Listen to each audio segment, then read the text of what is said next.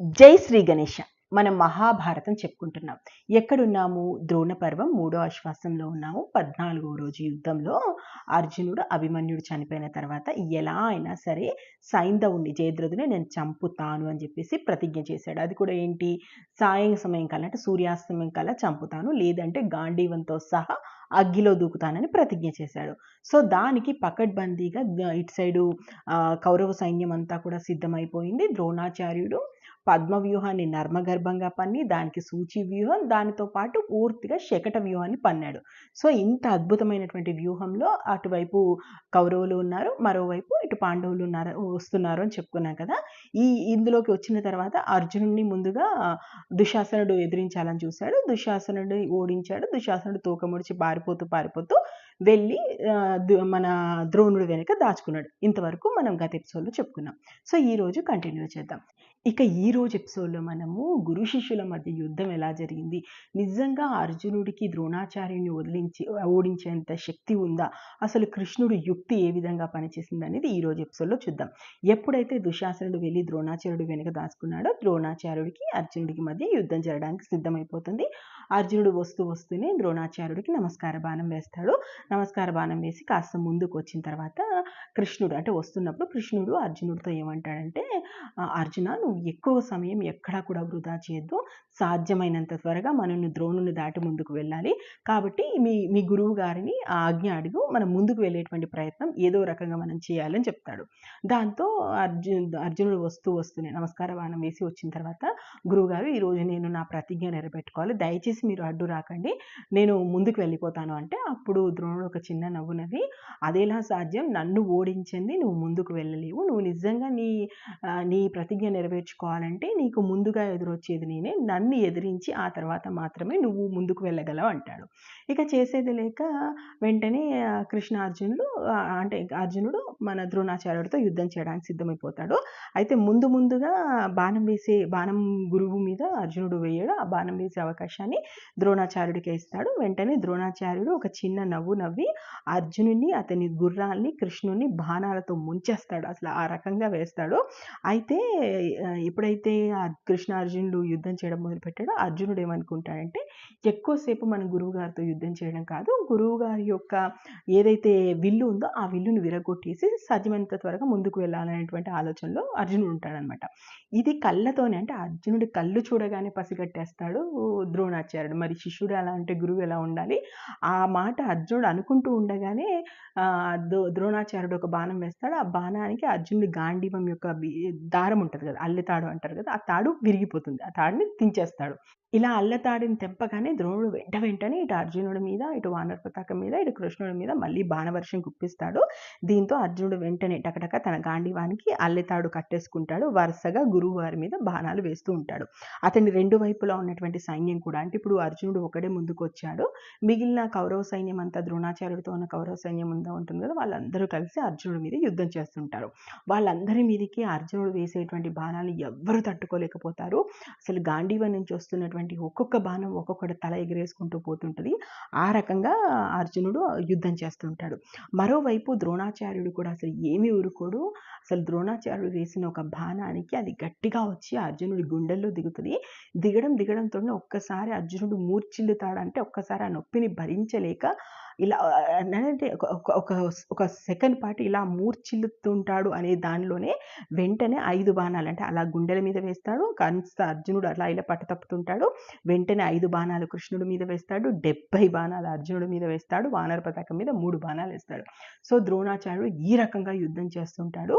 వెంటనే అర్జునుడు మళ్ళీ తేరుకుంటాడు. మళ్ళీ శరవర్షాన్ని ద్రోణాచార్యుడి మీద కురిపిస్తూ ఉంటాడు. ఇలా గురు శిష్యులు అద్భుతమైనటువంటి యుద్ధం చేస్తుంటారు. నిజానికి ముసలివాడైనటువంటి ద్రోణుడితో యువకుడైనటువంటి అర్జునుడు యుద్ధం చేస్తున్నా కూడా ఓ రకంగా పై చేయి ద్రోణాచార్యులదే కనిపిస్తే, ద్రోణాచార్యుడు ఆ రకంగా విజృంభించి యుద్ధం చేస్తుంటాడు.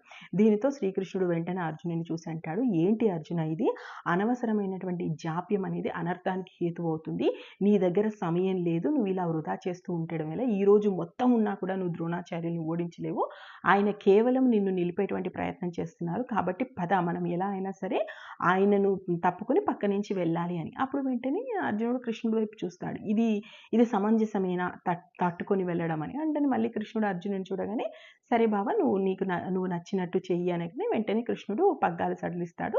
ద్రోణాచార్యుడు కుడివైపుగా రథాన్ని పోనిస్తాడు. అంటే ద్రోణాచార్యుడికి ప్రదక్షిణం చేస్తూ వెళ్తున్నట్టుగా అర్జునుడి రథాన్ని పోనిస్తాడు. దీంతో ద్రోణాచార్యులు అంటాడు, ఏంటి అర్జున, ఇది ఒక వీరుడు చేసేటువంటి పనేనా? అది అర్జున్ లాంటి వీరుడు చేసేటువంటి పనేనా? ఇలా ఒకరితో యుద్ధం చేస్తుంటే శత్రువు నీ ముందు ఉండి నీతో యుద్ధం చేస్తున్నప్పుడు నువ్వు ఓడించాలి లేదా చంపాలి, అంతేకాని ఇలా పారిపోతావా? ఇది సరైనటువంటి పని కాదు. నిలువు నాతో యుద్ధం చెయ్యి అని చెప్పేసి ద్రోణాచార్యుడు అంటుంటాడు. అప్పుడు అర్జునుడు వెనక్కి తిరిగి, గురువర్య మీరు ఎట్టి పరిస్థితుల్లోనూ నాకు శత్రువు కాదు. నాకు మా అన్న, నా తండ్రి కృష్ణుడు ఎంతో, మీరు అంతే. మీరు నన్ను అశ్వత్థామను ఒకలాగే చూశారు. దయచేసి నా ప్రతిజ్ఞ నెరవేర్చుకోవడానికి ముందుకెళ్తున్నాను, అడ్డు రాకండి అని చెప్పేసి ముందుకు రథాన్ని కృష్ణుడు పోనిస్తూనే ఉంటాడు. వాళ్ళ రథం వెళ్తూనే ఉంటుంది. వెనక ద్రోణాచార్యుడు తరుముకొస్తూ ఉంటాడు అర్జునుడిని. నిలువు అర్జున, ఇది తప్పు, ఇది యుద్ధ నియమం కాదు, నువ్వు ఇలా వెళ్ళకూడదు, పిరికి పందలా పారిపోతున్నావు, నువ్వు ఆగు అని చెప్పేసి ద్రోణాచార్యుడు వెనక తరుముకుంటూ వస్తుంటాడు. ఇంతలో శురసేనులు, శైబ్యులు, వసాతులు, మావెల్లులు, వివాద్యులు, కైకేయులు, మద్రకులు, ప్రబోధకులు, నారాయణ, గోపాల సైన్యం వీళ్ళందరూ కూడా వచ్చి మళ్ళీ ముందు అర్జునుడిని చుట్టుముడతారు. వెనక నుంచి ద్రోణాచార్యుడు వస్తాడు. ముందు ఇంతటి సైన్యం చుట్టుముడుతుంది. ఇందరితో కూడా యుద్ధం చేస్తూనే ఉంటాడు. అసలు గాంధీవాన్ని సంధిస్తూ ఎక్కడ కూడా, అంటే ఒక్కొక్క బాణానికి ఒక్కొక్క తలకాయ ఎగిరిపోతుంది అన్నట్టుగా అలా ఎగిరిపోతూనే ఉంటాయి. ఇలా వెళ్తుంటే వెనక నుంచి ఇంకా ద్రోణాచార్యులు వస్తారన్నారు కదా, ఆయన వేస్తున్నటువంటి బాణాలను కూడా మధ్యలోనే ఖండిస్తూ ఉంటాడు. ఇటువైపు ద్రోణాచార్యుడు వేసిన బాణాలు తల మీదకి రాకుండా చూసుకుంటూనే ఇంతమందితో యుద్ధం చేస్తుంటాడు. దీంతో కృష్ణుడు ఏం చేస్తాడంటే, ఇలా అయితే కష్టం, ఇలా ద్రోణాచార్యుడు తరుముకుంటూ వస్తుంటే ఎంతగానే అర్జునుడు వెళ్ళిపోగలుగుతాడు, ఎంతమందితో ఇలా యుద్ధం చేయగలుగుతాడు, ఎలాగైనా సరే ద్రోణాచార్యుని తప్పించాలి అనుకొని ఏదైతే సూచి వ్యూహ ద్వారం ఉందో ఆ ద్వారంలోకి పోనిస్తాడు. అంటే సూచి వ్యూహ ద్వారం దగ్గర ఎవరున్నారు? కృతవర్మ ఉన్నాడు. సో వెంటనే వెళ్ళి సూచి వ్యూహంలోకి తన రథాన్ని జొప్పిస్తాడు.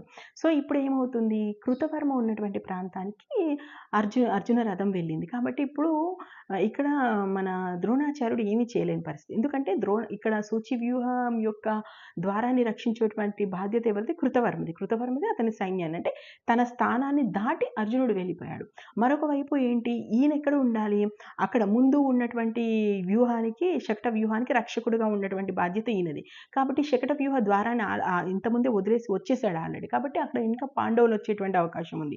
తన స్థానాన్ని తను వదిలేసి వచ్చినప్పుడు పాండవులు పెద్ద సంఖ్యలో వచ్చేస్తే మళ్ళీ పాండవులు అర్జునుడితో చేరితే ఇంకా పెద్ద సమస్య అయ్యే అవకాశం ఉంది. కాబట్టి కనీసము అర్జునుడు ఎలాగో వచ్చాడు, మిగిలిన వాళ్ళనన్నా ఆపుదామని చెప్పేసి ఇంకా చేసేది లేక శకట వ్యూహం ద్వారం దగ్గరికి, అంటే ద్వారం అంటే ఇక్కడ అర్థం చేసుకోండి, అంటే ఆ రకంగా సూచి వ్యూహము, పద్మ వ్యూహము, శకట వ్యూహము, ఇదంతా వ్యూహం రూపంలో ఆయా శకటం అంటే శకటం లాగా, పద్మం అంటే పద్మం లాగా, సూచి అంటే సూచి అలా వ్యూహం ఉంటుంది కదా. ఆ ద్వారం తనకి ఏదైతే స్థానాన్ని కేటాయించుకున్నాడో ఆయనే కదా వ్యూహాన్ని ఏర్పాటు చేసింది. అక్కడికి ఇంకా ద్రోణాచార్యులు వెళ్ళిపోతారు. దీంతో ఇప్పుడు యుద్ధం కృతవర్మ సైన్యానికి అర్జునుడికి మధ్య జరుగుతుంటుంది. అసలు అర్జునుడు తన వైపు రాగానే ఒక చిన్న నవ్వు నవ్వుతాడు కృతవర్మ. ఎందుకంటే తెలుసు కదా, శ్రీకృష్ణుడికి అత్యంత ఆప్తులలో కృతవర్మ ఒకడు. శ్రీకృష్ణుడు అంటే కృతవర్మకి ప్రాణం. సో అంటే ద్వారక నుంచి వచ్చిన వాడు కృష్ణుడికి ప్రాణమిత్రుడు కాబట్టి అర్జునుడికి అదేవిధంగా ఇతని కృతవర్మకి యుద్ధం జరుగుతుంటుంది. వస్తూనే కృతవర్మ గుండెల మీద గట్టిగా ఒక బాణం కొట్టేస్తాడు అర్జునుడు.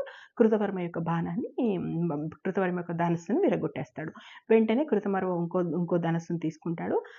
9 బాణాలు ఇటు కృతవర్మ మీద అర్జునుడు వేస్తాడు. మరోవైపు కృతవర్మ కూడా ఏమీ తక్కువ వాడు కాదు కాబట్టి వెంటనే ఇటు అర్జునుడి మీద కృష్ణుడి మీద విపరీతంగా బాణవర్షం కురిపిస్తుంటాడు. సో కృతవర్మకి అర్జునుడికి మధ్య హోరాహోరీ యుద్ధం జరుగుతుంటుంది. దీంతో వెంటనే మళ్ళీ కృష్ణుడు అంటాడు, ఏంటి అర్జున నువ్వు చేస్తున్న పని, కృతవర్మతో యుద్ధం ఇంతసేపు చేస్తావా? ఇంతసేపు నువ్వు కృతవర్మతోనే యుద్ధం చేస్తే నువ్వు ఎప్పటికీ నీ ప్రతిజ్ఞ నెరవేర్చుకునేది, ఎప్పటికీ నువ్వు వెళ్ళి సైంధవుని చంపేది? ఇక్కడ ఇంత సమయం వృధా చేస్తున్నావు, కేవలం తను నా మిత్రుడనో లేదా బంధువనో ఆలోచిస్తున్నావు. ఒక్కసారి శత్రువు వైపు వెళ్ళిన తర్వాత ఎవరైనా సరే, అంటే ఒక్కసారి యుద్ధంలోకి వచ్చిన తర్వాత మనకు ఎదురుగా ఉన్నవాడు ఖచ్చితంగా మన శత్రువు అవుతాడు. నువ్వు కృతవర్మ మనవాడు అని ఆలోచించకు, బాణం వెయ్యి, వాడి సంగతి ఏంటో చూడు అంటాడు. కృష్ణుడు అలా అనగానే ఒక గట్టి బాణం వేస్తాడు గుండెల మీద. వెంటనే కృతవర్మ మూర్ఛిల్లి పడిపోతాడు. మూర్ఛిల్లి పడిపోయి కాస్త అర్జున రథం వెంటనే ఇక్కడి నుంచి ఇంకా ముందుకు వెళ్ళడానికి అర్జున రథం అలా కదులుతూ కదులుతూ కాంబోజ సైన్యం ఉంటుంది. కాంబోజ సైన్యం మధ్యలోకి అర్జున రథాన్ని పోనిస్తాడు శ్రీకృష్ణుడు. సో ఇలా పోనించగానే వెంటనే కృతవర్మ వెంటనే కోలుకుంటాడు. కోలుకొని చూసేసరికి అర్జున రథం ముందుకు వెళుతుంటుంది. వెంటనే ఉత్తమోజుని యుధమాన్యుడు ఉన్నారు కదా, చక్రరక్షకులు ఇద్దరు ఉన్నారు కదా, వీళ్ళిద్దరి మీద పడతారు. ఇటు యుధమాన్యుడికి అదేవిధంగా ఉత్తమోజుడు వీళ్ళిద్దరు కూడా వెనక్కి తిరగాల్సి వస్తుంది. ఎందుకంటే కృతవర్మ అర్జునుడిని వెంటాడుతూ వస్తున్నాడు కాబట్టి వీళ్ళిద్దరూ కృతవర్మతో యుద్ధం చేస్తుంటారు. అయితే ఇద్దరు ముగ్గురు మహావీరులే. వీళ్ళ మధ్యలో కూడా యుద్ధం ఎందుకు జరుగుతుందంటే ఇటు చెరో బాణం కృతవర్మ వాళ్ళ మీద వేస్తాడు, వాళ్ళు కూడా కృతవర్మ మీద బాణాలు వేస్తుంటారు.